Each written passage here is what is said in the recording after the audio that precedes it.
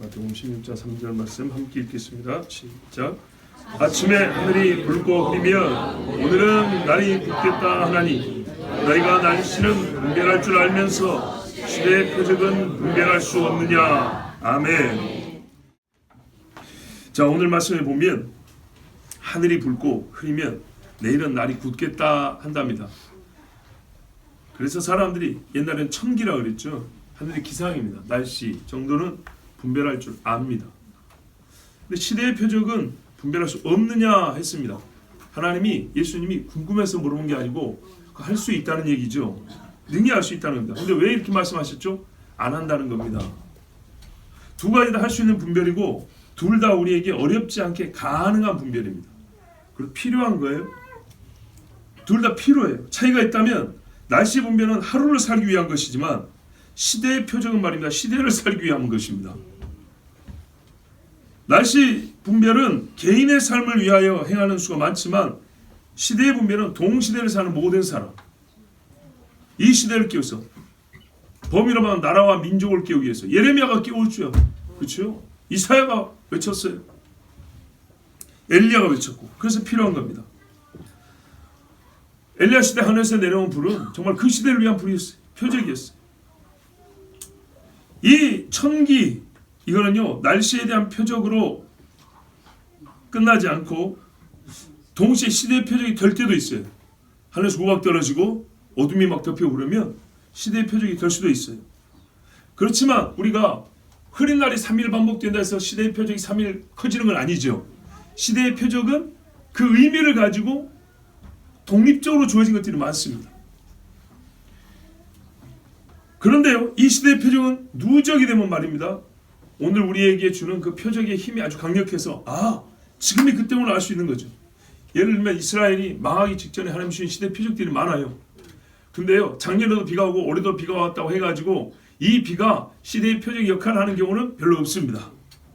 누적된 만큼 정말 그 시대를 살아가는데 신앙에 도움이 되는 것은 조금 날씨하고는 다른 독립된 의미의 표적들이 많습니다. 자, 확실한 증가되고요, 강한 증가됩니다. 그래서 우리가 놓칠 수가 없습니다. 무슨 말인가? 마지막 때라는 증거가 첫째 기근과 지진이 많고요, 전쟁이 일어나고 있고요, 국가마다 민족들마다 싸우고 혼란스럽죠. 바로 이런 것들이 쌓이고 누적되면 시대의 표적이 이만큼 돼서 지금이 어떤 시대인 걸 아는데 부정이 없다는 얘기입니다. 그래서 결정적으로 날씨는 땅에서 사는 문제에 한정되는 기능을 하지만 시대의 표적은 바로 그때 나의 영원한 상태를 결정짓는 결정적 증거가 됩니다. 결정적 증거가 됩니다. 그러므로 그리스도인이 시대의 표적을 분별하는 일은 무시하거나 결코 소홀히 해서는 안 되는 일입니다. 아멘. 자, 오늘은요, 이 해야 하고 할 수 있는 시대의 표적 중 한 가지에 대하여 말하고자 합니다. 그것은 정치입니다. 지금까지 여러분에게 시대의 표적들에 대하여 많은 설교를 했고 그 설교 안에는 정치적 요소, 내용이 다 들어있긴 했습니다. 대표적으로 여러분에게 들어보라고 드렸던 그 설교라든지 기독교 그리스도인의 사상전쟁이라든지 적그리스도의 세계 지배체제를 위한 전제조건 설교라든지 등등 굉장히 많이 했습니다. 그렇지만 그 중에 제일 가까운 것이 17년도에 여러분에게 전했던 설교입니다. 보수 기독교인데 진보 크리스찬. 혹시 들어보셨습니까? 예. 당시 설교에서는 이제부터 할 설교보다 조금 더 포괄적이고 개괄적인 문제를 다루었고 목회자의 정치적 발언함의 정당성을 입증하고 그리스도인의 정치적 분별력을 높이고 성경적 정치관을 정립할 목적이 설교했습니다. 말하자면 그냥 컸지만 조금 포괄적인 내용이고 어떤 한 문제를 집중적으로 하진 않았다는 얘기입니다.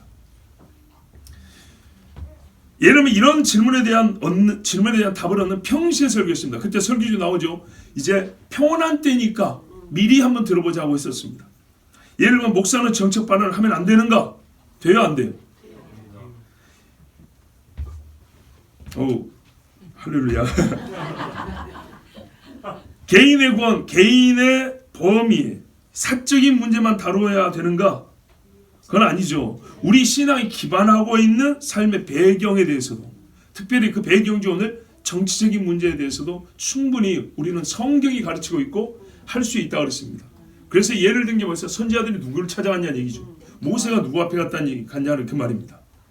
선지자가, 목사보다 훨씬 영적인 선지자가 왜 왕들 앞에 가서 그렇게 따지고 난립니까? 그러므로 그 설교를 여러분 꼭 들어오길 바라고요. 오늘 설교의 사전 선결 조건, 목사님이 저런 주제에 저런 설교 해도 되나라는 궁금증이 있으면 그 설교를 들어보면 거기 답이 있으니까 혹시 질문이 있더라도 그걸 먼저 듣고 나서 다 질문하시기 바랍니다. 이제 입문은 끝났고요.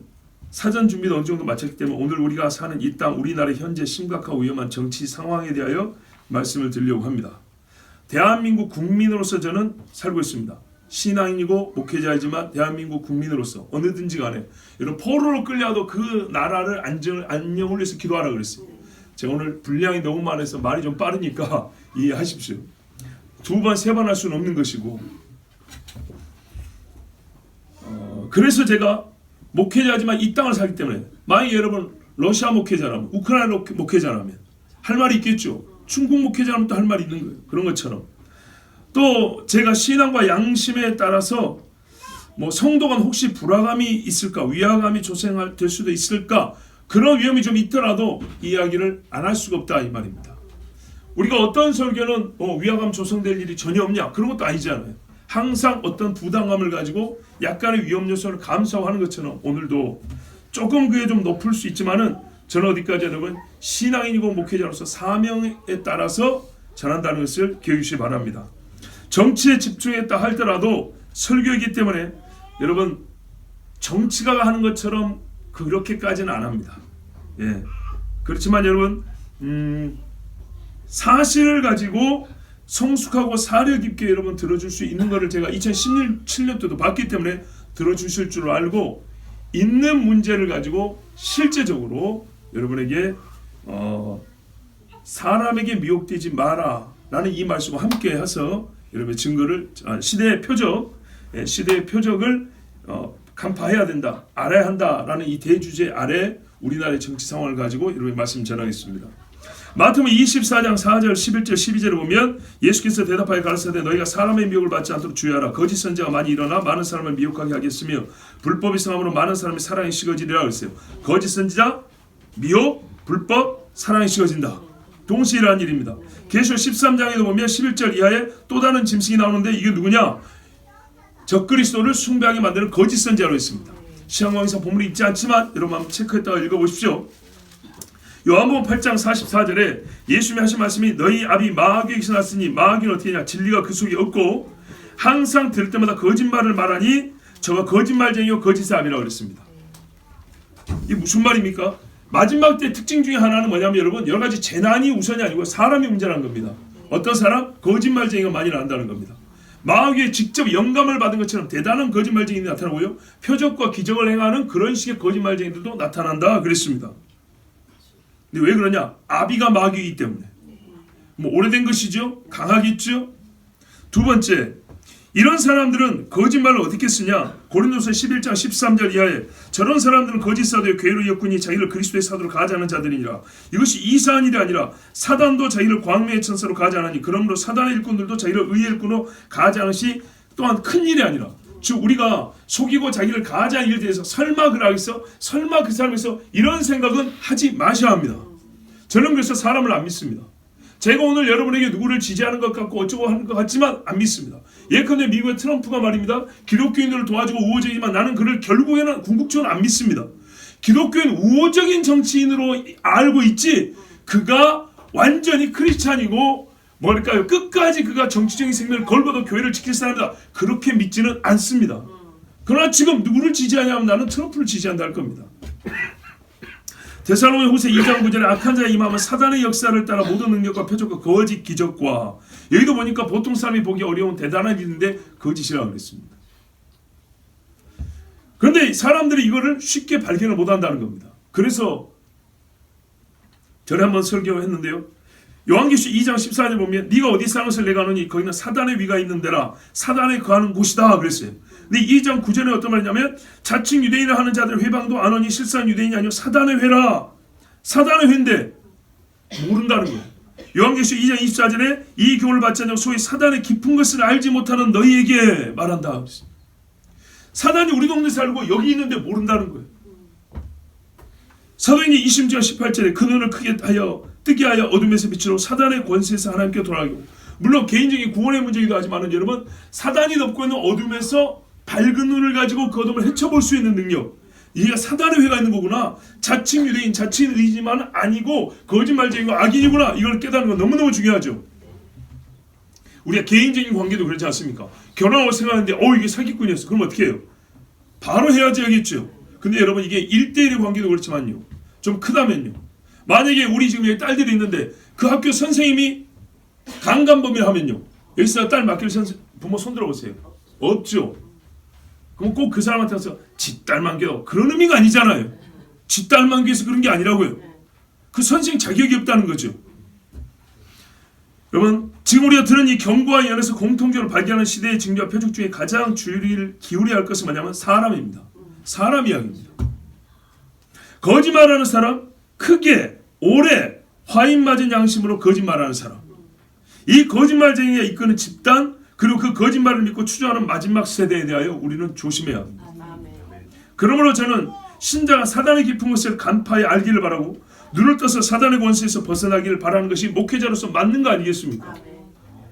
이 말은 지옥에서 천국으로 옮겨짐과는 비교할 수 없습니다. 왜? 지금 정치적인 영역은 영원한 구원과는 비교할 수 없지만, 그러나 여러분, 영원한 천국과 비교할 수 없지만 지금 먹고 사는 문제는 필수적인 문제인 것처럼 정치적인 문제는 필수적으로 우리가 알아야 될 것입니다.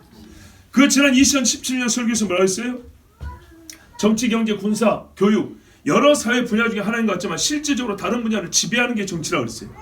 그래서 정치인들이 출마할 때 교육은 이렇게 하겠다, 경제는 이렇게 하겠다, 그냥 각기 동등한 개별 영역 아닌가요? 아닙니다. 정치가 나머지를 지배합니다. 그래서 중요한 겁니다. 정치를 빼놓고 종교 영역만 우리가 그럴 수가 없는 겁니다. 자, 여러분, 자녀의 생명을 구할 수 있다면 가진 모든 것을 다 내놓을 수 있습니까? 엄마들 똑바로 대기하세요. 내 새끼가 불타 죽어가는데 저 새끼 살려주면 내 집 내놓겠다. 못 내겠습니까? 내놓겠습니까? 좋습니다. 그러면 그리스도에서 신앙의 자유를 지킨다고 사람이 목숨을 내놨습니다. 거기까지 우리 믿음이 크기를 바라죠. 그게 맞는 거죠. 그런데 여러분, 희한하게 예수 때문에 목숨을 내놓겠다는데 예수 때문에 나의 정치적 견해는 못 바꾸겠다. 나 예수 때문에 나 오늘 출신적이 갖고 있는 이 입장은 못 바꾸겠다. 굉장히 안타깝습니다. 제가 오늘 이 말씀을 여러분 전하는데, 시대의 표적을 분별하자는 주제 안에서 이 말씀을 전하는데, 분명히 우리나라 정치 상황이기 때문에 어떤 정치적인 판단을 좀 내려야 되고요, 분석을 해야 됩니다. 그럼에 있어서 제가 여러분에게 과연 저 사람이 자기 출신 지역과 상관없이 객관적으로 중립적으로 얘기하냐, 성경적인 시각을 갖고 얘기할 때 제가 저 남도 출신이라는 게 얼마나 지금 이 순간 더 감사한지 모릅니다. 남도 사람이 저런 이야기를 하나, 아니 이거하고 지가 남도에서 태어났으니까 그랬겠지, 이거 완전 다른 거죠. 조금 더 여러분, 제가 균형을 잡으려고 애를 썼다는 것을 이해해 주시기 바랍니다. 그래서 아주 민감하고 아주 깊은 거 아니고 누구나 다 아는 주제에 대하여 우리가 그냥 흔히 하는 말들을 가지고 여러분 한번 분석하고 판단해 보려고 합니다. 자, 무슨 말인가면, 어떤 정치가가 분명히 신앙에서 다 버릴 수도 있다고 그랬어요. 그런데 어떤 정치가가 강력한 세력을 가지고 교회를 없애고 신앙의 자유를 찬탈한다 하는데도 불구하고, 내가 기존부터 지지하던 정당이니까, 내가 기존부터 좋아하던 사람이니까 그대로 지지하고 추정하기를 멈추지 않겠습니까? 멈춰야죠. 그런데 안 그런다는 거예요. 안 그래요. 저는 오늘 지금 여러분 목회자로서 여러 이유가 아닌 가장 중요하고 큰 이유 하나를 갖고 말합니다. 신앙의 자유, 예배와 선교의 자유를 지키고 하나님의 법을 최소한 말살하는 나라가 되지 않기 위하여 우리가 알아야 할 사실과 내려야 할 판단을 위하여 설교하고 있는 겁니다. 어떤 정치 파당이나 개파는 아무 상관이 없고요. 오늘 같은 설교를 하면 내가 아까도 말씀드린 대로 전라도 출신이라는 것이 나의 객관적 입장을 여러분에게 입지하는 조금이라도 도움이 되기를 바랍니다. 지난 임직식 은퇴식에 참석하신 목사님 중에 한 분이 우리 식사 중에 장로님들 다 계셨어요. 다 증인입니다. 뭐라 하냐면 갑자기 이런 말씀 하셨어요. 호응이 없어서 말을 이어가진 않더라고요. 뭐냐면 대통령이 쿠데타를 일으켜 국가 망신이라고 그랬어요. 아마 장로님들 기억할 겁니다. 그렇게 말을 했어요. 나는 그분이 대통령을 지지하지 않는 것에 대하여 아무런 반감이 없습니다. 안 해도 됩니다. 그거야 자기 정치적 자유니까 상관없어요. 그런데 대통령이 쿠데타를 일으켜 국가 망신이다, 그 목사 카톡방에서도 그 비슷한 이야기를 했어요. 저는 그분이 사실에 입각하지 않고 잘 모르고 대통령에 대한 판단을, 여러분 어쨌든 나라의 수장 아닙니까? 판단을 함부로 내리면 그런 판단이 사실에 기반하지 않으면 진짜 국가적 혼란을 일으켜 국가 망신이 될 수 있다고 봅니다. 지금 현재의 대한민국 보통 국민의 수준과 시각이 그렇다는 겁니다. 그런데 여러분 아시다시피 목사들은 대학원 출신입니다. 대학원까지 나왔는데 어떻게 그런 말을 할 수 있는가? 제가 굉장히 의미 들었습니다. 여러분한테 여쭙습니다. 우리가 이름이 중요하고 정의가 중요하죠. 쿠데타가 뭡니까? 솔직히 말해보라면 말 못할 분 많을 거예요. 그냥 느낌상 뭐 좀 무서우면 쿠데타 아니고 군인만 나오면 쿠데타 아닌가? 천만의 말씀이에요. 쿠데타는요, 대개 군사 조직을 써가지고요, 정권을 바꾸려고 하는 행위를 말하는 거예요. 정권을 바꾼다고요. 내가 정권을 쥐고 있는데 이렇게 쿠데타 아니라고요. 아니 쿠데타 안 봤어요? 5.16 안 봤냐고요. 12.12 안 봤어요? 그런 걸 쿠데타하는 거예요. 정권 교체. 국가 권력을 교체하기 위한 군사적 행동이에요. 그것이 불법이죠. 예, 불법적으로 현재 정권을 축출 빼내고 새로운 정권을 넣게, 정부를 세우겠다. 이게 쿠데타입니다. 그 새로운 정부에 내가 수장이 될 수도 있고요, 다른 사람을 세울 수 있는데, 어쨌든 봐보세요. 쿠데타 일어났습니까? 말 자체가 성립이 안 되는 겁니다. 이해가 되시죠? 우리나라에 쿠데타 없었습니다. 그런데 왜 배운 목사님이 쿠데타라고 대번에 그렇게 말했을까요? 아마 언론 어딘가에서 그런 말을 들었기 때문입니다. 생각 없이 그냥 받아가버리는 겁니다. 여러분 말 조심해야죠. 우리가 개인적으로도요, 잘 알지 못한 말하면 굉장히 얼굴 빨개져요. 그거 알고 말하세요 그러잖아요. 국가 수반에 모욕을 하는데 쿠데타를 일으키고 그래서 나라가 망신이다. 이거 얼마나 말도 안 되는 소리고요. 그 책임져야 될 소리입니다. 무서운 이야기입니다. 만약에 누군가 나보고 강도를 한다면 나는 그 사람을 명예훼손죄로 고발할 수도 있죠. 또 정치인들이 그렇게 말했기 때문에 그대로 따라하는 겁니다. 왜? 내가 좋아하는 정치인이 내가 싫어하는 정치인을 그렇게 말했으니까 그대로 따라하는 겁니다. 여러분 기독교인이 그런 식으로 이름 붙이게 하면 안 돼요. 언어 게임이라고 그랬어요. 그래서 언어를 지배하려고 하는 거예요. 먼저 선점하면 50% 이상 먹고 들어가는 거거든요. 또 하나는 내란죄입니다. 얼마 전에 탄핵 공소장에서 내란죄를 빼겠다고 했는데 여기에 대해서 한번 생각을 해봅시다. 여러분 내란의 정의를 아십니까? 제가 월요일 날 밤에 미국에 사는 동생이 있어요. 그래서 통화를 2시간을 했어요. 12시부터 새벽 2시까지. 제가 몇 년 동안 할 대화를 그날 다 했어요. 근데 왜 그렇게 했냐? 저하고 그 동생하고 둘이 법학전공이거든요. 그래서 이제 나라를 위해서 미국에 사니까 국가에서 기도를 엄청 한다는 거예요. 밖에 나면 애국자 된다고. 아 그래 기도하냐. 그래서 뭔 기도하냐 그럴 때 아니 대통령이 어쩌고저쩌고 하더라고요. 그래서 제가 정말 따뜻하고 부드럽게 말했어요. 너 왜 그렇게 생각하니? 그랬어요. 왜 그렇게 생각하냐? 대학에서 법학 전공한 사람이라고요. 고등교육을 받은 사람이라고요. 그리고 애들도 오래 가르쳤어요. 그래서 제가 뭐랄까 좀 비슷한 수준에서 대화를 좀 해보려고 한 거예요. 의견은 다를지라도. 그랬더니 이 동생이 뭐라고 하는지 알아요? 진짜로 니 왜 그렇게 생각하니? 하고 나는 이유를 묻는 거였어요. 그러자 바로 나온 말이 뭔지 압니까? 오빠 너 극우야? 이랬어요. 와, 여기서 이 배운 애가 말을 왜 그렇게 하냐? 이유를 말해야지 증거를 말하고 그 법학적 법률적 토론을 좀 해보자는 토론이나 의견을 한번 들어보고 싶다고 하는 건데 그분은 뭐죠? 굉장히 감정적이죠. 편가르기죠. 말을 못하게 입막음이죠. 그래서 제가 일단 네 그런 태도 자체가 얼마나 네가 지금 잘못하는 말하기 방식을 갖고 있는지 아느냐. 얼마 전에 우리 교사 중에 한 분이 저한테 물었어요. 중고등부 아이들을 어떻게 뭘 가르쳐야 되냐. 그 질문에 정확한 대답은 아닌데 이제 좀 큰 틀에서 얘기를 해줬어요. 뭐냐, 사람은요 교육을 할 때요 먼저 이야기 스토리를 들려줍니다. 이야기책 많이 보죠. 스토리 안에 진리가 있고 교훈이 들어있어요. 그런데 이건 이제 책에 와야 됩니다. 그래서 중고등학교 다닐 때 되게 뭡니까? 지식을 배웁니다. 우리가 흔히 말하는 지식이라는 걸 배웁니다. 스토리 날리지 지식을 배운다고요. 그러면 그때 뭐가 만들어지기 위해서 하냐? 최종적으로 관점, 퍼스펙티브 또는 뭐냐? 틀, 프레임이라는 거.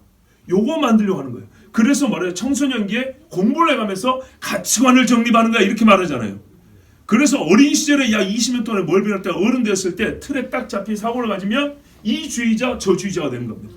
그래서 30년 40년 밖에 계시다가 교회를 들어오면 이걸 한꺼번에 바꾸는 게 굉장히 어려운 거예요. 스토리만 들린다고 바뀌지 않아요. 굉장히 시간이 많이 걸립니다. 죽을 때까지 해도 스토리 갖고는 굉장히 어렵습니다. 감동받을지 모르는데 지식체계가 안 바뀌어요. 지식체계는 그 위에 전반적인 사고의 틀, 관점에 이게 지배를 받기 때문에 이게 안 바뀌면 안 된다고요. 그래서 어떻게 하는지 아십니까? 하나님이 쓰시는 방법 중에 하나는 초월적 경험입니다. 바울아, 사울아, 네가 어찌 나를 핍박하느냐? 깜짝 놀라죠. 여기에 사도들하고 토론을 배틀시킨다고 사울이 바뀌지 않아요.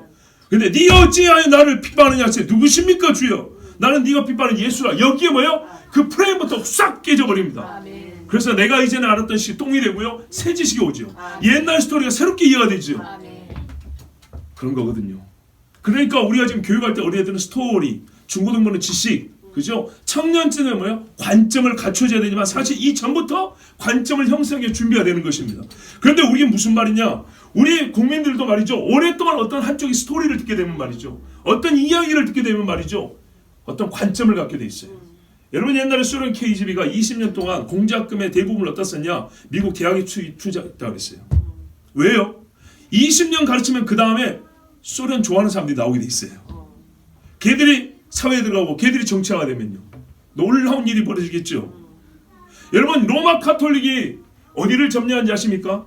중세 유럽에서 대학을 세운 대주체는 로마 카톨릭 천주교입니다. 그리고 로마 카톨릭 신부들이 대부분 교수였습니다. 뭔 말인지 아시겠죠? 그게 지금까지 이어내려고 있다는 거 아십니까? 사실 우리나라는 그 큰 그림 안에 있습니다. 여기까지 얘기하면 너무 시간이 많이 걸리니까 그걸 얘기 못한 게 너무 안타깝지만 하여튼 옛날 설교 들으면 거기 상관된 내용이 있습니다. 자 여러분 내란의 정의 아까 물어봤습니다. 아시나요? 헌법 제87조 국토를 참전하거나 국헌을 문란한 목적으로 폭동한 행위 그랬어요. 조건이 여러 가지입니다. 국토 참전을 뭐냐? 말 그대로 땅 팔아먹는다 이 말입니다. 예, 땅을 팔아넘기거나 떼준다거나 도둑질하는 거예요. 국헌 문란이 뭐냐? 말 그대로 헌법 질서가 어지럽혀지는 거죠. 헌법 제91조 국헌 문란의 정의 본자에서 국헌을 문란을 목적함이라 하면 근데 이게요 결과도 되지만 목적하고 해야 되는 거예요. 목적. 헌법 질서를 무너뜨릴 목적으로 폭동을 일으켜야 되는 거예요.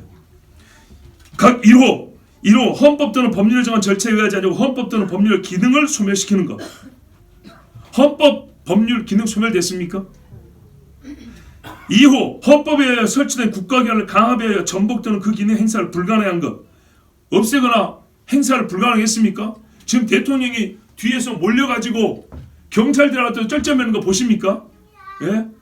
뭔 말인지 이해가 안 되세요? 국가에 있는 모든 힘을 지배하는 자가 대통령인데 경찰한테도 몰려있는 거 못 보냐고요 지금. 그리고 여기서 폭동이라고 그랬죠. 폭동에 대하여 뭐라고 말했냐? 한기찬이라는 법률학자가 변호사가 이렇게 말했어요. 여기 내란의 폭동이라는 것은 다수인이 결합해 적어도 한 지방의 평온을 해칠 정도의 폭행, 협박을 하는 것이다. 내란죄는 국가의 영토 주권의 전부나 일부를 배제 분리하는 국토 참전의 목적이나 헌법의 기본 질서나 제도를 파괴할 국헌문란의 목적이 있어야 한다. 후자의 목적은 구체적으로 헌법과 법률의 절차에 의하지 않고 기능을 소멸, 정지시키는 것, 헌법에 의해 설치된 국가기관을 전복하려는 목적이다. 자, 국가기관을 뒤집어 엎어버리고 기능을 못하게 하는 일이 있었습니까? 군대를 동원해서 사람을 두드려 팬다거나 막 이렇게 그냥 막 별것도 아닌 거고 막 쏴 죽여버린다거나 그랬습니까? 군대 갔다 온 사람들 다 아는데 실탄 없는 총이었습니다. 훈련용 탄창이었어요. 처음부터 사람을 죽일 것 같으면 그런 목적이었으면 자 다시 말씀드리지만 안 보셨냐고 옛날에 오래 사신 분들 60년대 받고 70년대 안 보셨냐고요. 진짜로 군대를 동원해서 사람을 억압할 거면 어떻게 하는지 안 봤냐고요. 나 너무 이 장난하는 줄 알았어요. 사실 죄로 물라면 장난친 죄를 물어야 한다고 생각을 해요. 계엄을 몇 시간만 6시간 만에 뭐 장난이에요 이게? 진짜로? 5천만 국민을 놓고 장난하냐고요. 여러분 우리에게 내란이 있었습니까? 적어도 대통령에 의한 내란은 없었습니다. 그런데 이제 비상계엄을 이유로 내란이라고 합니다. 비상계엄 그 자체가 우리에게 충격이고 공포잖아요. 솔직히 그런 게 있었습니다. 깜짝 놀랐어요. 군대를 동원했다는 것이 충격인 줄 알지만 그것을 과연 내란이라고 할 수 있을까요? 군대는 원래 목적이 국가의 질서 유지와 국헌분란을 막기 위하여 대통령의 지휘, 통솔할 수 있는 조직입니다. 원래 대통령의 명령 하에서 움직이는 국가 조직입니다. 원래 명령할 수 있는 자가 명령을 했어요. 근데 어떤 목적으로 명령을 내느냐, 어떤 명령의 내용을 가지냐, 이걸 따져봐야겠죠. 그래서요, 그 군대를 동원해서 뭔 일을 했죠? 한번 생각을 해보세요. 헌법 제77조 계엄 선포 등, 무슨 말이냐, 대통령의 권한 안에 계엄 선포가 있습니다. 자기 권한이 아닌 것을 한 게 아니고 본인 권한을 갖고 있는 겁니다. 목사로서 제가 교회 직인 찍을 권한이 있죠. 그거예요. 근데 그거를 어떻게 해요? 제대로 썼냐 잘못 썼냐의 문제겠죠. 대통령은 잘 보세요. 전시 사변 또는 이에 준하는 국가 비상사태에 있어서 병력으로서 군사상의 필요에 응하거나 공공의 안녕질서를 유지할 필요가 있을 때는 법률이 정하는 바에 의하여 계엄을 선포할 수 있다. 그래서 계엄법이 따로 있습니다. 계엄은 비상계엄, 경비계엄이 있고요. 자, 비상계엄이 선포될 때는 법률이 정하는 바에 의하여 영장제도, 언론, 출판, 집회, 결사의 자유, 그리고 법원의 권한에 관하여 특별한 조치를 할 수 있다. 그런데 보세요. 집회를 못 하겠습니까? 출판을 막았습니까? 그럴 시간도 없었어요. 막을 수 있는데 그것도 하지도 않았어요.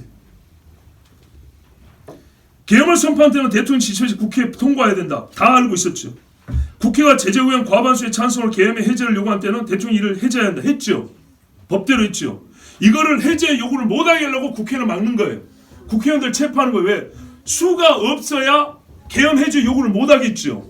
그죠? 그래서 불법 체포를 하는 겁니다. 그런데 계엄 상황에서요, 행정과 사법은 대통령이 이렇게 특별히 이렇게 권한 행사할 수 있는데 입법은 손 못 대요. 계엄 상황에서도. 그래서 입법권을 행사하는 국회의원들 손 댔습니까? 안 댔습니까? 이런 계엄 봤냐고요. 손 안 댔어요. 그죠? 법 안에서 한 거예요. 법 안에서. 국회의원들 가서 당장에 모여가지고 해제 요구했죠. 그걸 수행한 대통령이 어디냐? 그거 안 해주려고 국회의원들 잡아들인다니까. 못 모이게 하려고. 근데 뻔한데도 내버려뒀잖아요. 우리가 바보가 아닌 이상. 그러니까 오히려 생각해 봐야 되는 거예요. 왜 그랬을까? 여러분, 계엄법 제2조 여기 보면 여러 가지 있는데 그게 2항에 비상계엄은 대통령이 전시사변 또는 이에 준하는 국가 비상사태 시작 사태에 적과 교전 상태에 있거나 사회질서가 보세요. 이 뒷부분이요. 사회질서가 극도로 교란되어 행정 및 사법 기능의 수행이 현저히 곤란한 경우에 전시는 아니에요. 근데 사법과 행정의 기능이 현저히 곤란할 때 뭔가 질서가 무너져가지고 이게 똑바로 안 될 때 입법사와 행정이 같이 돌아야 되는데 이게 삐걱거리고 이게 현저해서 특별한 조치가 아니라 안 고쳐지겠다 할 때 내릴 수 있는 거예요. 근데 그걸 어떻게 하면 군사력으로 이거를 힘을 좀 동원해야 가능한 거예요. 경찰력 갖고는 안 되는 거예요. 그랬을 때 군사상 필요에 따르거나 공공의 안녕질서를 유지하기 위하여 선포한다.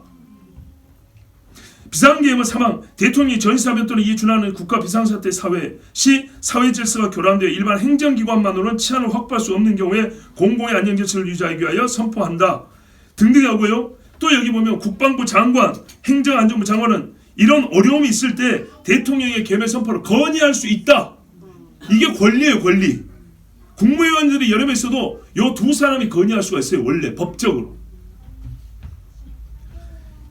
이때 여러분 계엄 중에도 13조 국회의원의 불체포 특권 계엄 시행 중 국회의원은 현행법인인 경우를 제외하고는 체포 또는 구금되지 아니한다. 지켜줬죠. 자, 헌법에 권한이 있어요. 계엄법의 법 안에서 행했다는 거 우리가 여러분 법률가가 아니어도 알 수가 있죠. 이 정도면. 그런데 여러분 근데 왜 이렇게 내란죄로 이렇게 몰아붙였을까요? 근데 우리 일반 사람들 봐서도 이해가 안 되니까 이제 보통 사람들 법을 찾아보게 되거든요. 그러니까 쏙 뺐죠. 그리고 뭐라니까 직권남용을 했어요. 직권은 뭐예요? 권한이 있는데 오버했다는 얘기죠. 아 그래 비상계엄 선포할 수 있어. 근데 그게 선포할 상황이야? 적법하게 했어? 절차가 방법이 괜찮았어? 보니까 방법은 괜찮죠. 그러니까 뭐냐면 한계 안에서 했죠. 근데 이유가 문제예요. 이유가 지금 이게 비상계엄을 선포할 상황이냐? 근데 대통령은 그렇다고 본 거예요. 그러면 이거를 서로 따져보면 되죠. 따지기도 전에 내란수계라 하고 파 나눠가지고 막 그냥 언론 플레이하면 될까요? 잡범도 그래 안 합니다. 잡범도. 동네 잡범도 얼굴 다 가려주고 피의자 명예보호한다고 해가지고요. 그죠? 성씨 다 가려주고 그죠? 무죄 추정의 원칙이라고 이 형사소송법도 굉장히 중요한 건데 이 사람이 사람 중인 게 확실함에도 불구하고 판결이 땅땅땅 내려질 때까지 무죄인 거예요. 그때까지는 유죄인 것처럼 대우하면 안 돼요. 잡범도. 자 여러분, 그러면 대통령이 말한 비상계엄의 선포와 목적 뭘까요? 우리가 본인의 말을 들어서 알지만은 종북, 친중, 친공산권 세력이 국헌 분란을 막겠다. 두 번째, 부정선거, 그 수단으로 쓴 부정선거 의혹을 조사하여 진상을 밝혀야겠다. 이대로 된다면 오히려 이거 뭐냐면 국가 헌법 질서를 세우겠다는 말이었어요. 그죠? 문제는 그겁니다. 목적은 헌법 질서를 세우겠다는 게 문제 아닌데 헌법 질서가 무너졌다는 판단이 맞냐 틀리냐. 뭔 말인지 아시겠죠? 이게 무너졌어야 바로 세우지. 무너진 적이 없는데 지 혼자 오바해가지고 무너졌다 치고 세우겠다면 문제가 심각하잖아요. 그런데 정말 무너진 거냐? 이 방법이 아니면 다시 세울 수 없을 정도로 지금 심각하냐? 요게 쟁점이란 말이에요. 그냥 단어로 쫓아가면 안 되는 거예요. 뭐 내란이 하니까 막 뛰들고. 여러분 우리 생각 그렇게 없이 살면 안 됩니다. 분명히 본인의 목적이 확실했어요. 대한민국 수호하겠다. 체제 수호하겠다 그랬어요. 그 말은 자기가 보기에는 체제가 불안하다 그 말이었어요. 어느 나라인데 여러분 헌법으로 그 체제가 유지되거든요. 그렇죠? 일본이 말입니다. 전시 패전 국가입니다. 전범 국가예요. 패전이 아니라 전범. 그래서요 헌법상 다른 나라를 침략할 수 있는 군대를 못 막게 돼 있죠. 그가 하고 싶어서 뭐예요? 법률을 바꾼 게 아니고 헌법을 바꿔요. 침략이 가능한 국가로 국가 정신, 국가 시스템을 바꾸려면 헌법을 바꿔야 되는 거예요. 근데 진짜 무서운 게 뭔지 아세요? 국회의원 3분의 2면 헌법을 개정할 수 있어요. 헌법이 개정된다는 것은 국가 체제를 바꿀 수 있다는 거예요. 물론 국민투표를 해야 되는데 문제는 국민투표는 투표권자의 과반, 투표한 사람의 과반, 대충 말해서 25%가 넘으면 통과돼 버려요. 아시겠죠? 생각 없이 내가 좋아하는 사람만 찍어도 25%는 그냥 나와버려요. 그래서 실질적으로 국회에서 통과되면 헌법이 바뀌는 겁니다. 헌법이 바뀌면 어떤 일이 일어난다고요? 국가가 달라진다니까요. 자, 헌법 제66조. 대통령은 이 헌법을 지키고 국가 체제를 수호하는 게 임무입니다. 본인의 임무를 하겠다는 거예요. 문제는 뭐라고요? 그게 우리 상황에 지금 본인이 그 판단한 상황이 일치하냐 이게 문제라했죠. 대통령 국가의 원수이며 외국에 대하여 국가를 대표한다. 대통령 국가의 독립, 영토의 보전, 국가의 계속성과 헌법을 수호할 책무를 진다. 바로 요거를 하겠다고 한 거예요. 본인은. 대통령은 조국의 평화적 통일을 위한 성실한 의무를 진다. 행정권은 대통령 수반하는 정부에 속한다 이랬어요. 자, 문제는 이 비상계엄 선포가 필요할 정도로 헌법 수호에 필요가 있는 상황이었느냐 이거였죠. 근데 대통령은 뭐라고 했다고요? 친북, 종북, 친공산권 세력이 득세하였고 그리고 말했어요. 이것을 위하여서는 아까 말했죠. 사실상 쉽게 말하면 의원 수가 많은 다수당이 친북, 종북인데 이걸 차지하고 있으면 국가 체제를 바꿀 수 있는데 그러면 국회의원 수가 많아야 되겠죠. 절대 다수야 되겠죠. 여러분 우리 중학교 때 배워요. 다수당의 횡포란 말 다 배워요. 중학교만 가도. 그걸 위해서 필요한 게 뭐예요? 뽑혀야 되겠죠. 뽑히기 위해서 뭐가 필요하죠? 선거 승리가 필요하죠. 이게 논리적 연관성이 있다 이 말입니다. 그래서 그거를 한번 조사해보자는 거죠. 왜요? 보통 사람들도 보니까 이상하다고 말하는 사람이 너무 많은 거죠. 증거들도 많고. 그래서 그걸 조사 한번 해보자는데 어떻게 하냐? 중앙선거관리위원회는 헌법기관이어가지고 다른 기관에 의해서 쉽게 조사의 대상이 되지 않습니다. 법원에서 발부를 해주는 영장이 있어야 되는데 이걸 잘 안 해줍니다. 그래서 거달기식으로밖에 조사할 수가 없습니다. 본인들이 내놓은 자료만 그냥 믿고 가야 되는 이 정도밖에 안 됩니다. 엄밀하게 수사할 수가 없는 거예요. 그래서 본인은 무슨 말이세요? 이 모든 다수당의 횡포 그리고 친북 종북이라고 생각되는 이 사람들의 시작점인 이 선거에서 선출된 이 과정 여기에 문제가 있다고 본 것이죠. 이게 무효면 다 무효가 되겠죠. 쉽게 말하면. 그래서 본인은 비상계엄을 썼는데 만일 비상계엄에 문제가 있더라도 크게 여러분 위법사항이 없으면, 비상계엄이 그렇게까지 필요하냐 했을 때 아까 말씀드린 대로 큰 위법사항이 없으면 여러분 탄핵까지는 가기 어렵다고 봅니다. 왜냐? 탄핵은 쉽게 말해서 끌어내리는 거거든요. 폭행이라도 여러분 꿀밤 하나 내린 거하고 주먹으로 몇 대 친 거 완전 다른 거죠. 그죠? 비상계엄에도 진짜 총을 쏘고 사람을 막 죽여버린 거하고 그냥 가만 서 있다가 물러나는 게 물러난 거 완전 다르다 이 말입니다. 이름은 비상계엄인데 실체 내용을 보면 정도가 많이 차이 난다는 거죠. 근데 비상계엄 하나를 내란으로 몰고 가서 그러니까 탄핵 요리가 버는 곤란하다는 거예요. 탄핵은 뭐예요? 국가기관들의 직무정지로부터 시작해서 말 그대로 쫓아내버리는 거예요. 쫓아냈다는 말이요. 쫓김을 당해야 되죠. 권고사임도 있는데 쫓겨난다는 것은 어마어마한 불법을 저질렀다는 거예요. 여러분 실제 그러면 우리나라는 친중 종북 세력이 헌법 제정을 물랑케 하고 있는가? 저는 그렇게 봅니다. 왜냐? 제 개인 경험을 말하면 제가 20살 때 대학교 입시시험을 보는데 저기 남도에 있는 어느 유명한 대학 법학과에 지원을 했어요. 물론 합격했지만 안 갔습니다. 서울로 오려고. 그런데 입학시험 보려고 그 학과 법학과 사무실에 어디 학생회관 뭐 사무실에 앉아 있는데 뒤에 책장이 있더라고요. 그래서 제가 이제 시험 대기하면서 책을 하나 꺼내봤어요. 근데 그 책 내용이 북한 찬동 지지하는 그런 내용이었어요. 고3짜리가 봤어요. 이게 왜 법학과 사무실에 있지? 이게 대학생들이 본다는 건데. 사실 의문을 가졌어요. 그때 당시. 자, 부정선거가 있었는가? 여러분 그거 아세요? 옛날에 저는 물론 박근혜 대통령이 찍지 않았습니다. 그런데 박근혜 대통령 당시에 선거할 때 당시에 말입니다. 박근혜 대통령이 당선되자 요즘 말로 좌파 쪽에서 부정선거라고 의혹을 제기했던 거 아세요? 부정선거 관련해서 조사한 책이 이렇게 두꺼운 게 있어요. 우리 집에 있어요. 무슨 말이냐? 부정선거는 이쪽이나 저쪽에 다 할 수 있어요. 그런데요, 내가 힘이 있으면 나도 써먹을 수 있다면 할 수 있는 거다 그 말이에요. 누구든지. 근데 저쪽만 할 수 있고 우리는 안 한다고 이렇게 말할 수는 없는 거죠. 친북 종북 세력에 의한 국가체제의 보존의 위협 상황인가? 저는 그렇게 생각합니다. 여러분 아시다시피 제가 중국에 적잖이 다녀봤습니다. 중국 성도들과의 만남을 통해서 중국 정부의 국민 감시, 통제에 대해 많은 것을 듣고 배웠습니다. 간접 경험이지만은 여러분보다는 그래도 많은 경험을 했습니다. 2019년도에 중국 한 도시에서는 2달 동안 40개 교회가 폐쇄 철거됐습니다. 2만 명의 성도가 쫓겨났습니다. 예배 끝나고 영상 여러분에게 그때 진짜 어렵게 이렇게 찍었고 준 영상인데 아마 전에도 한번 보여드린 것 같은데 다시 한번 공개할 테니까 한번 보십시오. 당시에 벌써 중부의 야합한 교회는 설교 본문을 국가 정부가 하명을 해줍니다. 오늘 이거 설교 저거 설교 이렇게 해줍니다. 그리고 교회 재정 보고해야 되고요. 설교도 보고해야 됩니다. 공안이 입회한 가운데 예배를 합니다. 공안이 서 있습니다. 경찰이 서 있는 거예요. 성가곡을 부르는데 무슨 성가곡이냐? 이따가 여러분 들으셨지만 그게 한자로 돼 있잖아요. 이런 말이에요. 우리 엄마가 우리한테 노래를 하나 가르쳐 주었지. 어떤 노래냐면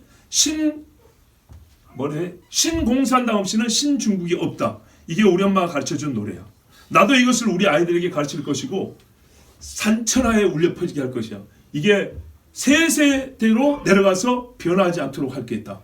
이게 성가곡이에요. 성가곡. 자막이 나와요. 예? 이게 2019년입니다. 지금 어떻게 됐죠?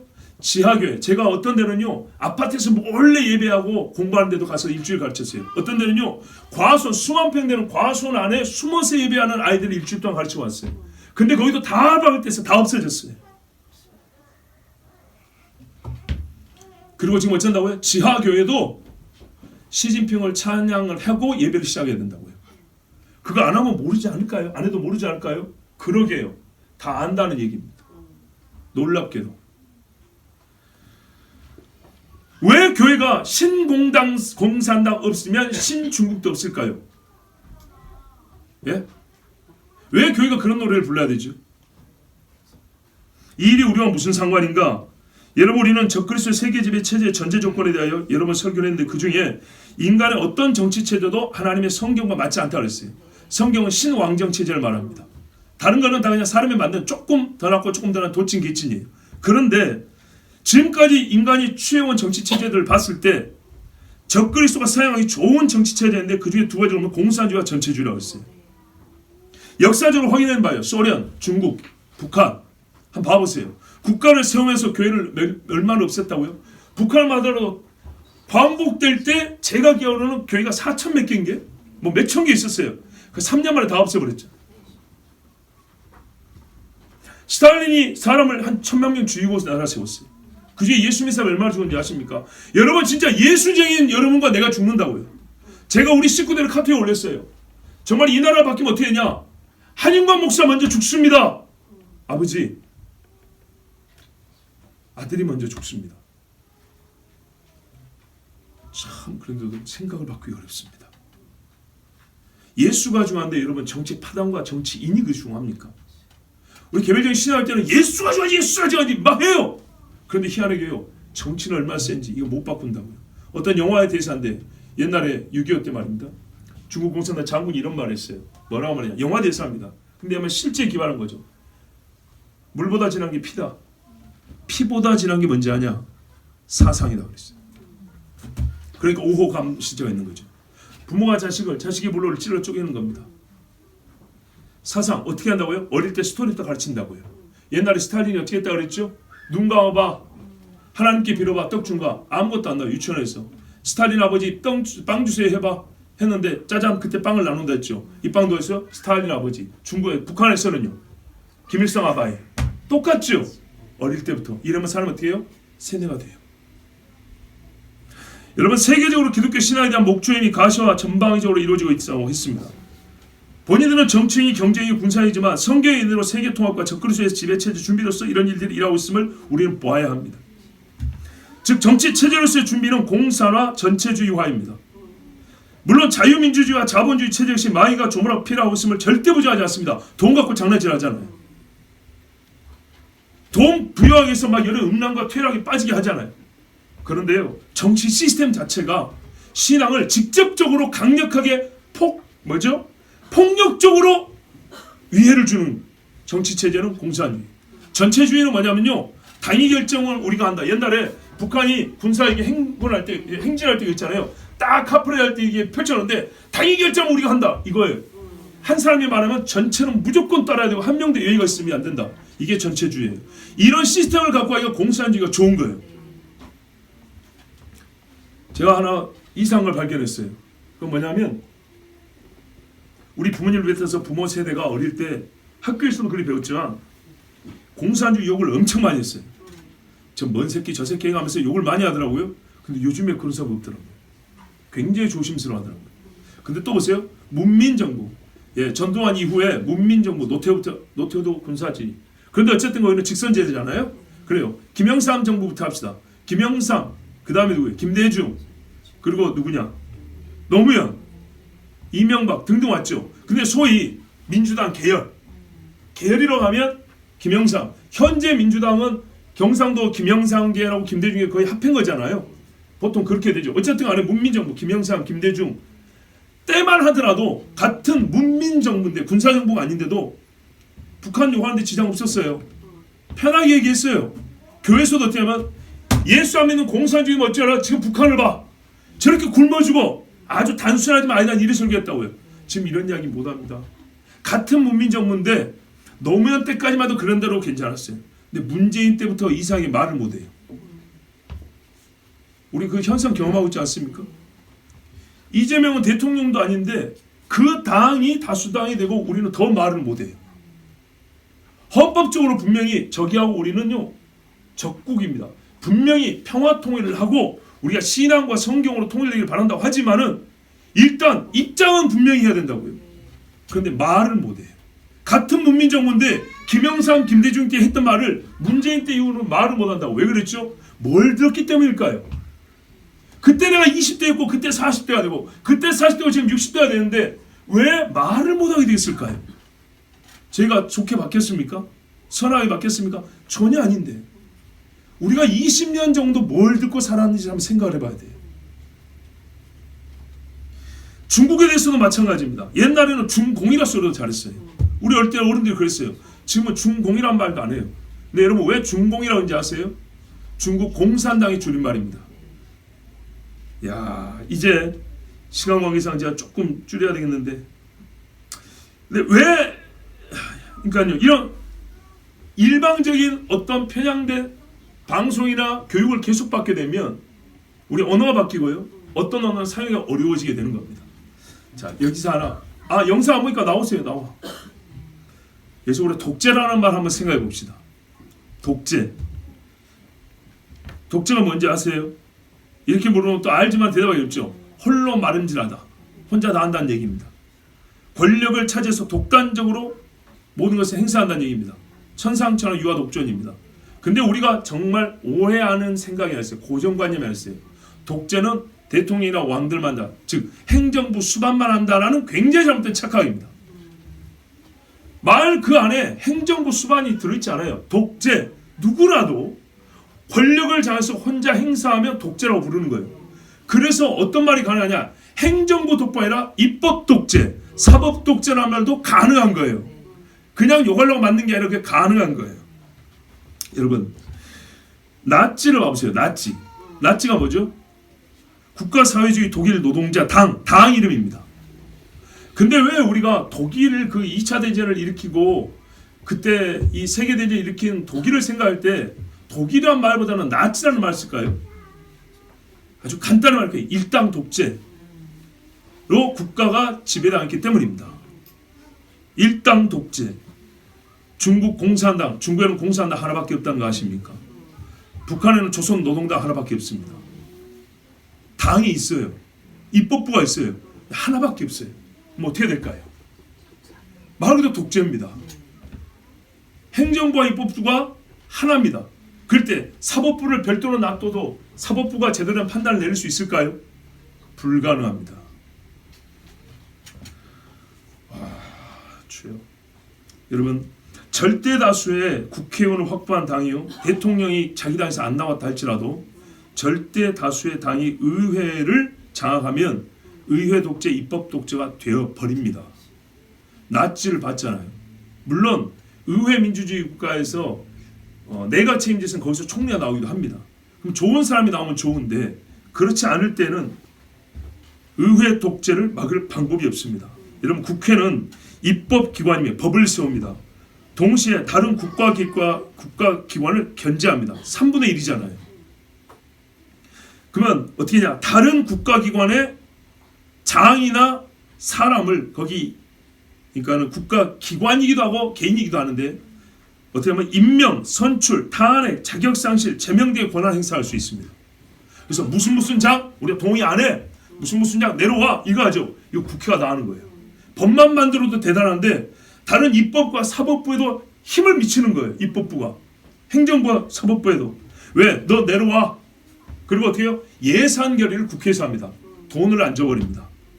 그러니까는요, 다수당이라 할지라도 여기가 30%, 저희가 20%, 저희가 15%, 이스라엘 같은 데는요, 조그만 나라에 당이 열 몇 개 돼가지고 총리 하나 뽑으려면 3%짜리당, 5%짜리당, 10%짜리 이렇게 연립내각을 구성해야 총리 하나 나옵니다.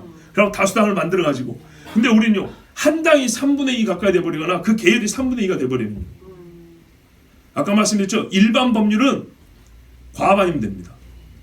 쉬운 거는요, 보통 출석의 과반 아니면 돼버립니다. 근데 이 3분의 2가 합의를 해버리면요, 헌법을 바꿉니다. 옛날에 삼김체제에서 어떻게 해요? 한쪽은 좀 크고 한쪽은 좀 작았지만 그래도 적정의 균형을 갖고 있었어요. 한쪽으로 치우치지 않았어요. 그 뭔 말인지 알죠? 이른바 캐스팅 보트라고 우리 종필이님이 그걸 갖고 있었잖아요. 이분이 이쪽으로 붙으면 다수가 되고 저쪽으로 붙으면 이쪽이 쪽수만 해갖고 이기는 거예요. 바로 그겁니다. 균형을 이렇게 맞추는 거예요. 근데요, 아무리 이쪽이 뭐야 3분의 1밖에 안 됐을 때는 어떻게 될까요? 3분의 2가 사람이 선량하고 착하면 좋은데 그렇지 않고 대통령이나 지금 우리가 이 힘을 행사해 봐야겠다고 작정을 하면요, 지금 우리나라 보고 있는 일이 벌어지는 겁니다. 이런 일을 저도 짧게는 안 살았습니다. 삼김 체제 때 뉴스 많이 봤습니다. 삼김 알잖아요. 삼김. 네? 그런데 말입니다. 삼김 이전에 또 알아요. 근데 이런 적은 없었어요. 옛날에 뭐 민정당 해도 이러지 않았어요. 이렇게 결정적 권한을 갖고 있기 때문에 다수가 되면 어떻게 하냐? 행정부와 사법부가 입법부의 눈치를 보게 됩니다. 자연스럽게.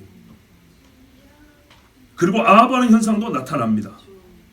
의회의 각 정당이, 의회 안에 정당이 수가 많고 균형을 이루고 있으면 그 안에서 견제와 균형이 있는데 이 안에 내부적 균형력이 상실되어 버리면 외부에 미치는 악영향이 크다는 얘기입니다.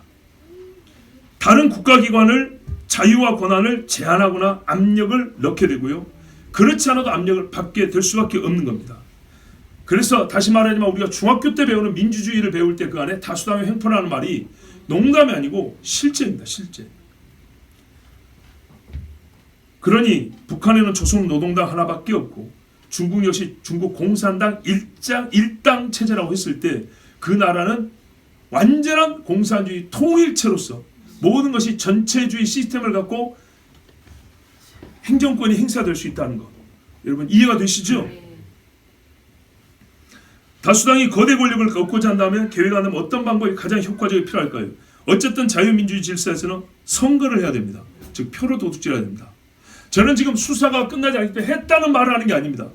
대통령이 그거를 의혹을 가지고 비상계엄을 했다는 얘기입니다. 그것에 대해 우리가 함께 조사해보자는 거죠. 국민이지 않습니까? 근데 그 조사해보자고 한 비상계엄이 어느 정도의 수준에서 멈췄냐면 선관위 직원들을 비상계엄에서 영장 없이 체포가 가능하거든요. 국헌 질서를 문란한다고 여겨지는 바로 그것에 대해 체포하고 조사를 할 수 있다 이 말입니다. 딱 거기에 자기가 말한 그 목적 그 한도 내에서 있다는 거죠. 그것이 탄핵감이냐라는 문제예요. 대통령직을 내려내야 되냐 이 말이죠. 국민이 표를 줬는데 그 정도로 큰일이냐. 아까 말한 대로 이게 꿀밤 한 대 먹인 걸 가지고 싸대기를 대때 때린 것처럼 취급해도 되느냐 그 말이에요. 근데 말을 처음부터 쿠데타 해버리니까 전혀 맞지 않는 말로 주먹질한 것처럼 이렇게 인상이 각인돼가지고 그렇게 판단을 내린다고요.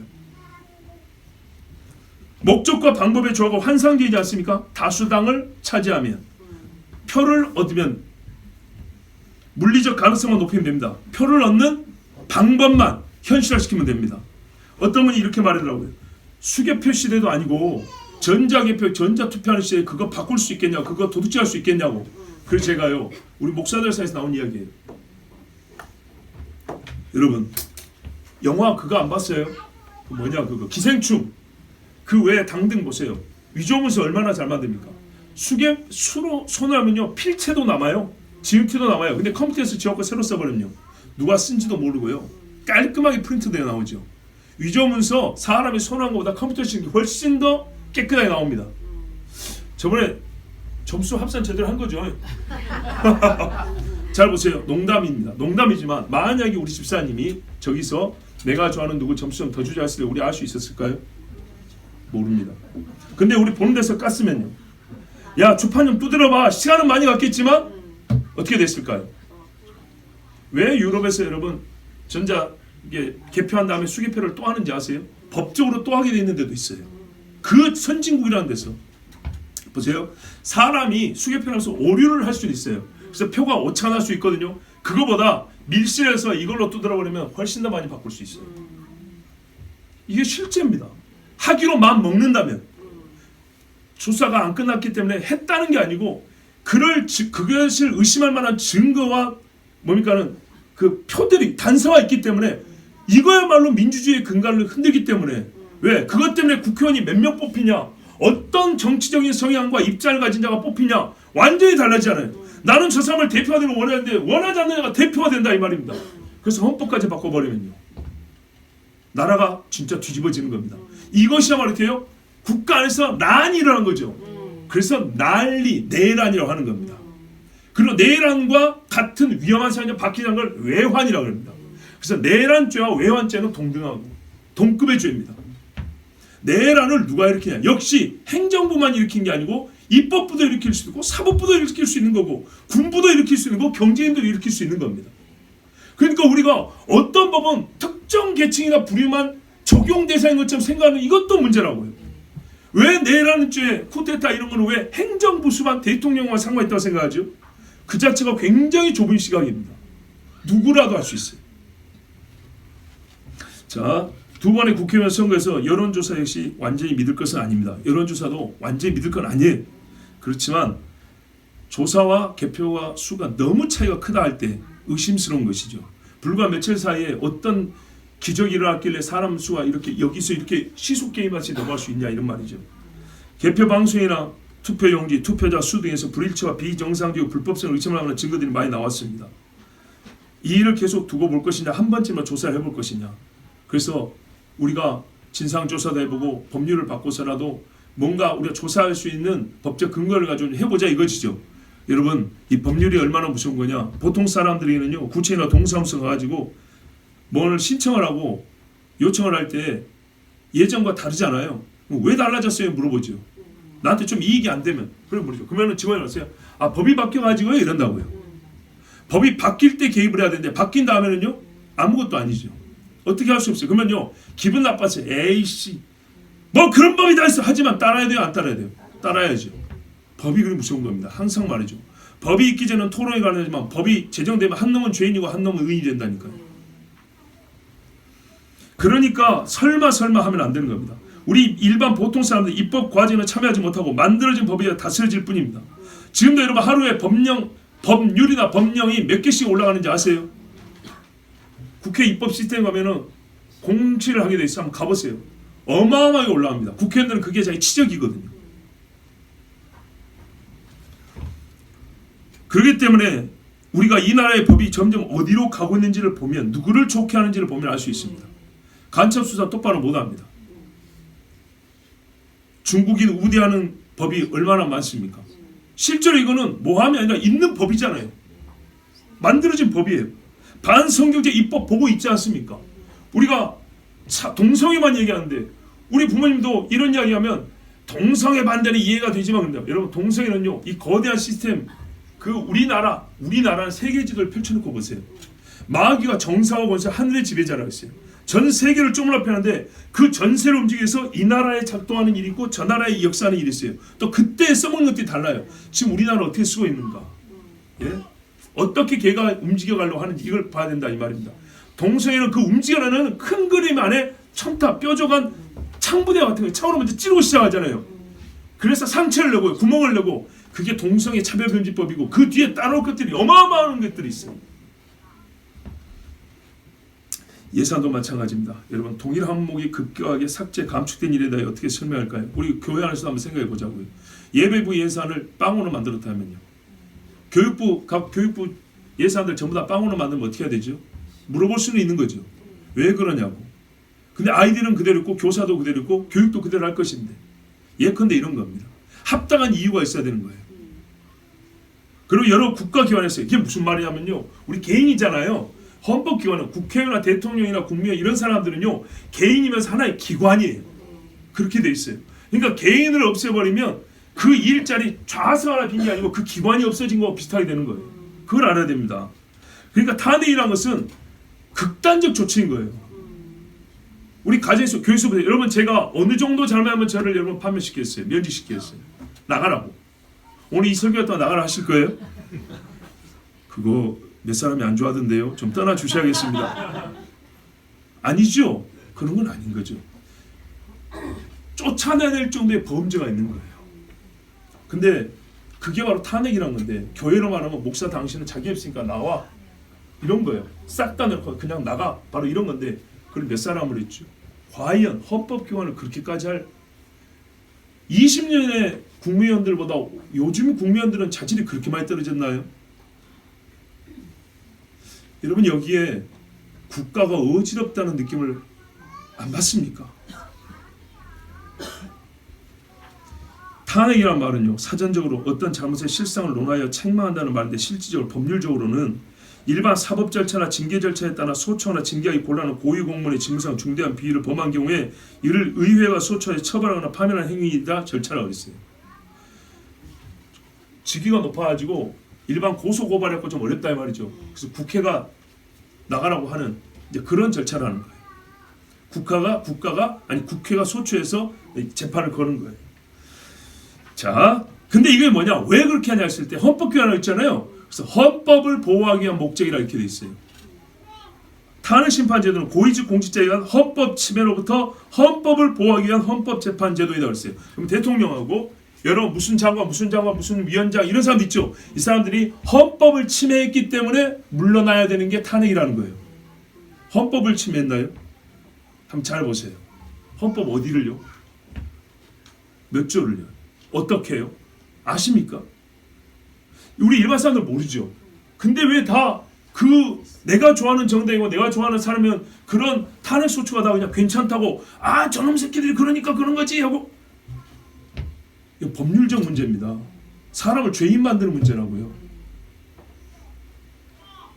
이래서 다수당의 독재를 논하는 겁니다. 정말 우리 국민이 독재에 대한 이해나 정당의 독재라는 개념을 알지 못하는 것이 심히 안타깝습니다. 뿐만 아니라 대통령의 탄핵소추 이후의 수사와 재판 절차에 대해서 알아야 할 것들이 있습니다. 여러분 시간이 걸려 조금만 더 참아주십시오. 무슨 말이냐면 실체적 정당성이라는 게 있고 절차적 정당성이라는 게 있어요. 실체는요 옳은 건 옳은 거고 틀린 건 틀린 거예요. 근데 그걸 판단할 때 절차가 옳아야 된다는 얘기입니다. 그렇죠? 여러분 예를 들어서 제가 우리 교회 목사 됐으면 좋겠어요. 그런데 마음이 좋겠어야 하고 그냥 앉힐 수 없죠. 투표해야 되죠. 그런 것처럼 말입니다. 저 사람이 강도 짓을 했는데 저놈 새끼는 딱 죽여버려야 돼. 마음이 그래요. 그래서 내가 직접 돌로 때려 죽여버릴까요? 그럼 나 살인자 되는 겁니다. 그죠? 경찰에 잡아와서 검사가 기소해서 재판장에 서가지고 판단을 내리고 형을 살든지 사형을 받든지 그래야 되죠. 적법 절차. 적법 절차에 따르지 않으면요 다 무효인 겁니다. 실체적 정당성 아무리 살인자가 맞아요. 내가 봤다니까 해도 절차적으로 하라고. 네가 거기서 목을 따면 어떻게 해? 네가 살인자지. 이해되시죠? 적법 절차. 이거는 정말 복잡한 문제인데 여러분 우리가 알 수 있는 정도로 크게 세 가지만 얘기해요. 아까 하나 얘기했어요. 무죄 추정의 원칙 얘기했죠. 두 번째, 고위공직자 수사처, 이른바 공수처.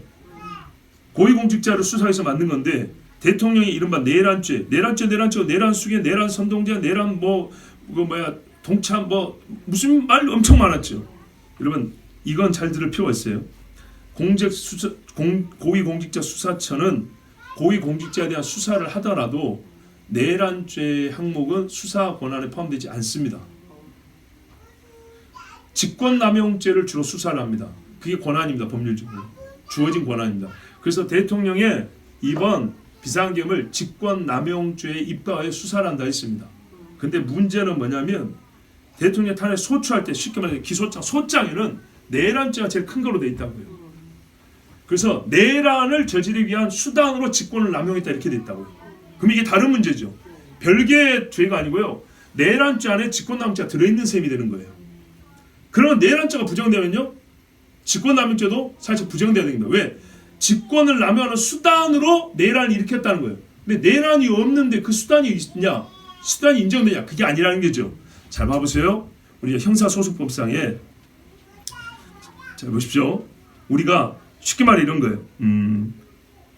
어떤 한 죄가 있는데 그 죄를 포함하는 큰 죄가 있어요. 절도 있죠. 절도는 남의 물건을 훔쳐가는 거죠. 강도는요. 남의 물건을 갖고 가는데 폭행, 협박으로 갖고 가는 거예요. 근데 폭행범이 따로 있고 협박범죄가 따로 있어요. 그러면 강도죄가 성립할 때 어떻게 할까요? 뺏어왔으니까 절도죄, 폭행했으니까 폭행죄, 협박했으니까 협박죄, 그리고 강도죄 이렇게 처벌하나요? 아닌 겁니다. 이게 모여있는 하나로 강도죄로 처벌합니다. 대신에 이런 것들이 구성적으로 들어있죠. 그래서 무겁게 때리는 겁니다. 뭔 말인지 아시겠죠? 직권남용이 이 뭡니까? 내란 안에 들어있단 말이에요. 하나의 수단으로. 남의 물건 뺏는데 주먹질 했다 이 말은 이게 들어있어요. 근데 주먹질만 하면 폭행 상해인데 뺏어왔으니까 강도 상해가 되는 거예요. 그럼 강도 상해로 처벌은 되지 별도로 폭행죄 빼고 별도로 상해죄 안 뺀다고요. 근데 내가 뭐가 권하냐면 강도 상해죄는 처벌권이나 기소 수사권이 있는데 폭행에서 내 수사권이 없어요. 그럼 어떻게 하죠? 강도 상해는 두드러 팬 결과 나온 건치인데 이 강도 상해가 부정되면 이 안에 속에 있는 건요. 이것도 부정되는 겁니다. 그런데 고발한 사람이 내란을 빼버렸는데 여전히 직권남용은 남아있어 하면서 할 수 있을까요? 이게 처음부터 별개라면 한번 해볼 만하겠죠. 근데 이게 수단으로 들어있었다면 조금 보는 눈이 달라지죠. 아까 세 번째 탄핵 소추 사유를 내란죄에서 철회한 것은 국회가 재결의해야 됩니다. 소추 내용을 바꿀 때는 다시 국회가 투표를 또 해야 되고요. 그리고 탄핵 피소추인 대통령도 동의를 얻어야 됩니다. 그런 거 안 했죠. 이외에도 절차법적으로 문제가 있습니다. 절차법적으로 문제 있으면 어떻게 되는지 압니까? 일반 법원에서 여러분 뉴스 보면 이런 말 들어봤어요. 기각, 각하 들어보셨죠? 기각과 각하의 구별을 하실 수 있습니까? 가르쳐 드릴게요. 기각은 실체법적으로 쉽게 말하면 무죄라 이 말입니다. 강간했는데 강간 아니더라. 그래서 기각, 강간으로 고소한 거, 소를 올린 거 안 받습니다 이 말이에요. 이 사람 강간죄 범인 아니다 이 말이다. 아시겠죠? 이게 기각이에요. 각하는 형식 요건이 안 맞아요. 아니 강간죄로 고소하려더라도 고소장을 똑바로 써갖고 와야지. 아시겠죠? 안 맞아. 절차가 안 맞아. 이게 각하예요. 그러면 보세요. 절차 자체가 안 맞으면 어떻게 하면 각하를 해야 되는 거예요. 각하는 뭐냐면 심판을 해볼 필요도 없는 거예요. 기각은 조사해보고 심판을 다 해봤더니 무죄다 이런 것이고, 각하는 형식 자체가 안 맞아서 니는 왁구가 안 맞아. 이거는 우리 문제가 아니야. 이거는 재판할 것도 아니야. 이렇게 되는 거예요. 그래서 절차가 중요한 거예요. 근데 지금 이게 다 받아들여집니까? 아니죠. 왜요? 그래서 다수당이 횡포라는 겁니다. 다수당이 여러분 헌법재판관, 대법관들 이런 거요. 추천, 임명, 동의 이런 권한을 갖고 있어요. 3분의 1씩 갖고 있어요. 그 외에도 여러 가지. 여러분 저는요 솔직히 지난 대통령 선거에서 고심했습니다. 곰과 독사 중 하나를 선택해야 한다면 누구를 가르친지 아시겠어요? 많은 기독교인들이 대통령과 영부인이 주술에 빠졌다고, 그래서 기독교인이 그들을 지지할 수 없다고, 귀신의 통치를 하고 있으니까 끌어내려야 한다고 말합니다. 누구를 가르친지 아시겠죠? 윤 대통령과 김 영부인을 얘기하는 겁니다. 제 솔직한 입장을 말씀드릴까요? 제가 보기에도 영부인은 신기가 있습니다. 인정합니다. 충격인가요? 나는 진짜 중립적으로 내 양심대로 말해요. 얼굴 보면 신기가 있어요. 부정 안 돼요. 근데 교회 등록자는 신자입니까?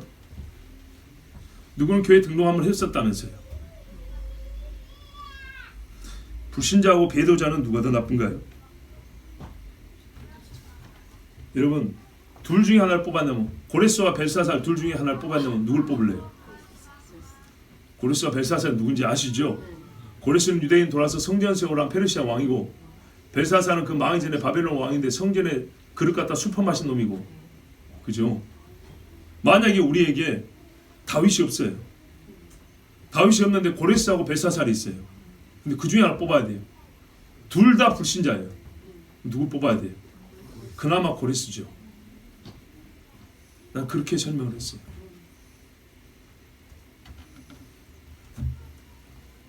이스라엘을 지배하고 있던 제국의 왕들인데, 여러분 요셉을 등용한 사람이 누굽니까?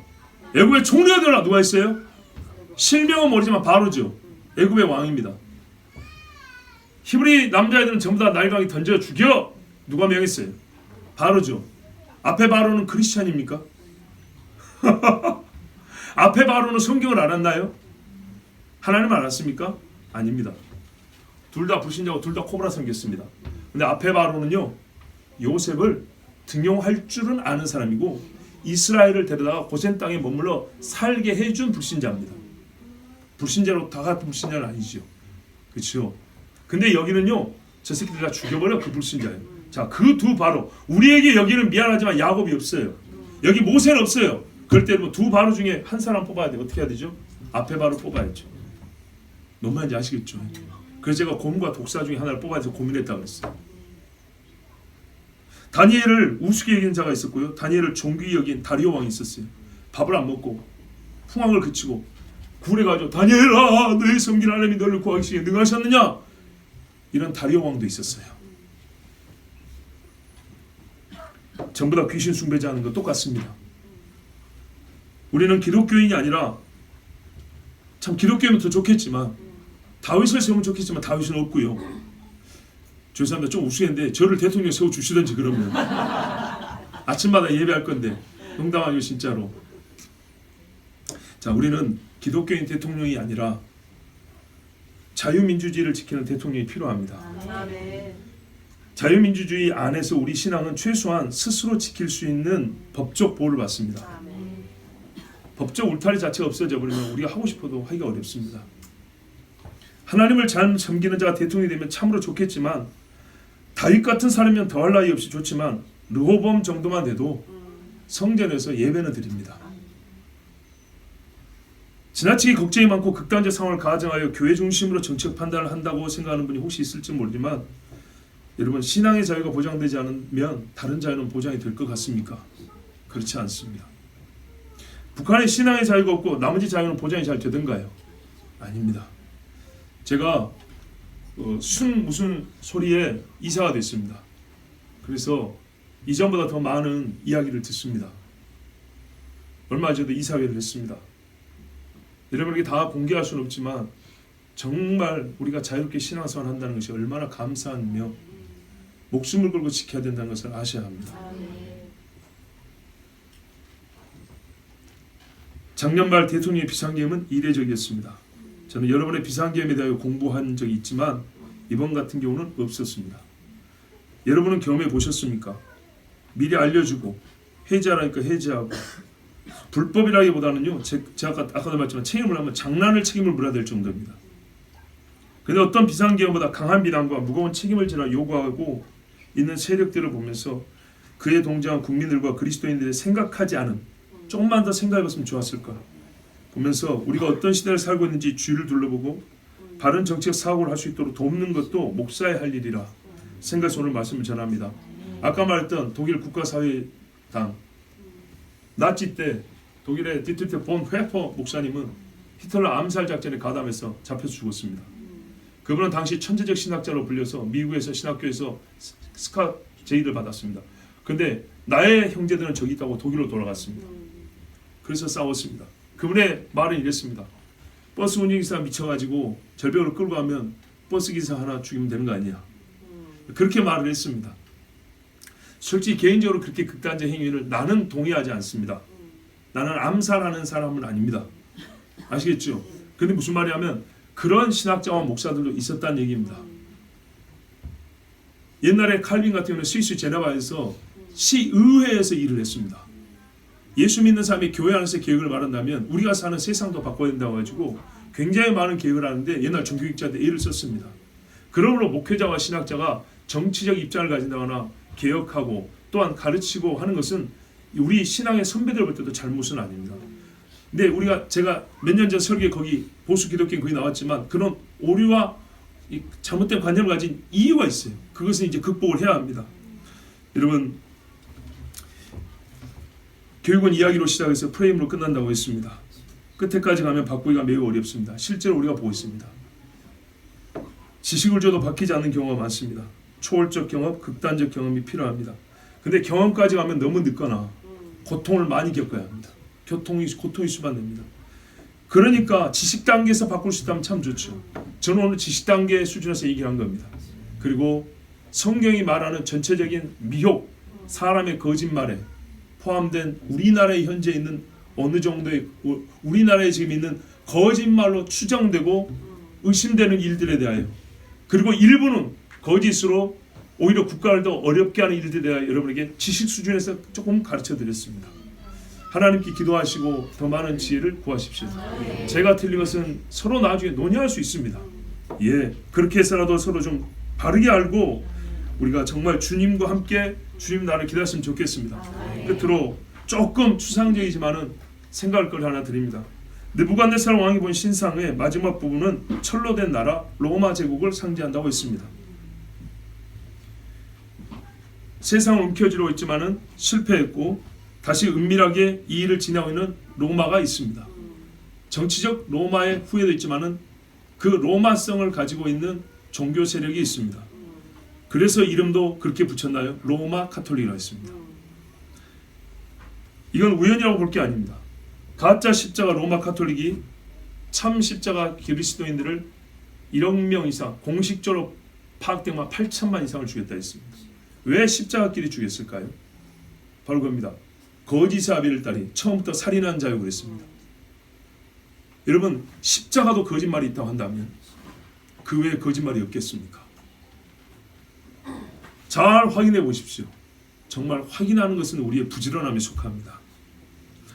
로마 카톨릭 적그리스도 압제가 될 것인데 그들이 세상 나라에 미치는 정치적 영향력이 실로 어마어마하고 세상의 학문 시장에 뿌려놓은 거짓이 주워 담을 수 없을 정도로 많다는 것도 추가로 알려드립니다. 이 시간 기도하겠습니다. 함께 기도합니다. 하나님 아버지, 이 종은 정치가도 아니고 법률가도 아니고 그저 조금 입문 정도 공부했을 뿐입니다. 그러나 이 작은 자가 볼 때에도 비전문가인 제가 볼 때에도 문제가 많습니다. 그리고 우리가 의심해 볼 만한 것들이 있고, 제일 중요한 우리 신앙을 지키기 위하여 세상의 정치 판도 흐름이 어떻게 변해가고 있는지 아버지 이 보는 눈이 있어야 했고, 그 가운데 대한민국이 지금 어디로 흘러오는지를 봐야겠습니다. 잠깐의 작은 단서로 지식 수준에서 그것도 단편적으로 우리 성도들에게 좀 전했습니다. 속지 않기 위해서입니다. 사람의 미혹을 받지 않기 위해서. 그 사람의 미혹 자체가 이 시대가 끝이라는 표적이 된다 했습니다. 아버지 하나님 우리를 깨워주시고 속지 않게 하여 주시고, 혹 우리가 잘못된 판단했다면 바로잡게 하시고, 사실과 성경이 근거해 볼 수 있는 눈을 허락하여 주시옵소서. 우리 시험 몸을 기도합니다. 주여!